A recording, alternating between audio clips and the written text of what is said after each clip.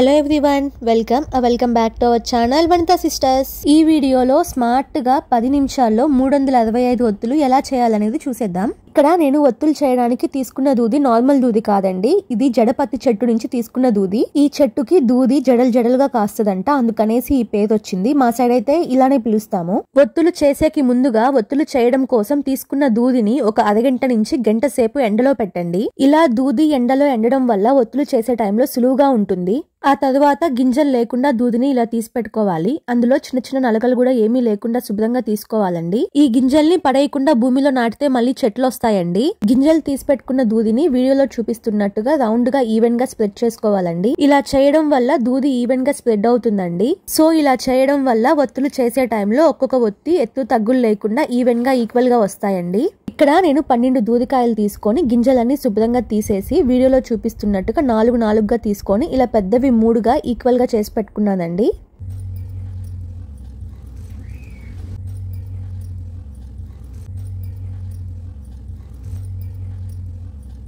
ఒత్తులు చేసేకి ముందుగా ఆవు పాలు గాని లేదా విభూది గాని తీసుకొని వేళ్ళకి రాసుకోవాలండి. అలా రాసుకోవడం వల్ల ఒత్తు అనేది సులభంగా తయారవుతుంది. ఇక్కడ నేను ఆవు పాలు వాడి ఈ ఒత్తులు తయారు చేస్తున్నానండి. ఆ తర్వాత వత్తిని తయారు చేయడానికి వీడియోలో కనిపిస్తున్న విధంగా కొంచెం దూదిని బొటనవేలు మరియు మధ్య వేలికి తీసుకొని చిన్నగా కిందకి లాగుతూ గుండ్రంగా రోల్ చేస్తూ ఉంటే ఇట్లాగా సన్నగా వత్తి తయారయ్యి కిందకు వచ్చేస్తుందండి. ఒత్తులు చిటికెన వేలితో చేయకూడదండి, అందుకే ఇక్కడ నేను మధ్య వేలితో చేస్తున్నాను. ఒత్తులు చేసే టైంలో మధ్యలో వేళ్ళని ఆవు పాలుతో తడుపుకుంటూ చేసుకున్నారంటే ఒత్తులు చాలా నీట్ గా తయారవుతాయండి. ఆవు పాలు అవైలబుల్ గా లేని టైంలో విభూది కూడా వాడొచ్చండి. ఈ విధంగా కొంచెంగా పత్తిని కిందకి లాగుతూ పెద్దదిగా చేసుకోవాలి.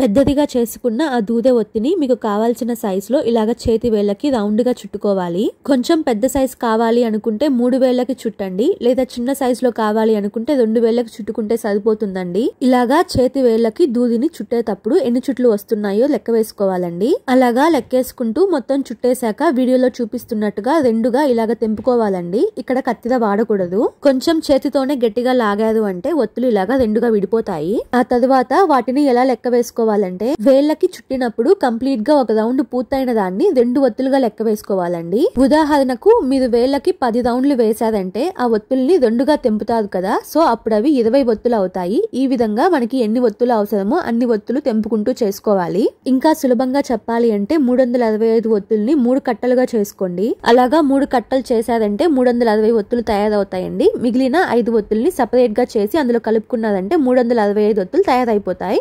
ఓపికగా కొంచెం సేపు కూర్చొని ఇలాగ ఒత్తులు చేసుకున్నారంటే ఇంట్లోనే చాలా సులభంగా మన చేతులతో మనమే ఒత్తులు చేసుకుని దేవుడికి సమర్పించవచ్చండి. ఈ విధానం ఫాలో అయ్యి ఇక్కడ ఈ వీడియోలో నేను 365 ఒత్తులు తయారు చేశానండి.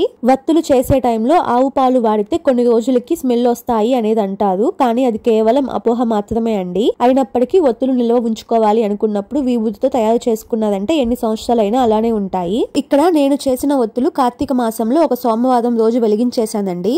ఈ 365 ఒత్తులు కాకుండా మేము 1080 ఒత్తులు కూడా మా చేతులతోనే తయారు చేసుకుని కార్తీక మాసంలోనే వెలిగించాము. ఏ రోజు ఏ టైంలో ఎలా వెలిగించాలి అనేది మన ఛానల్లో లాంగ్ వీడియో ఉంది, వెళ్ళి చూసేయండి. ఇంకా లేట్ ఎందుకు, లైక్ అండ్ సబ్స్క్రైబ్ చేసి సపోర్ట్ చేసేయండి. ఇంకో వీడియోతో కలుద్దాం.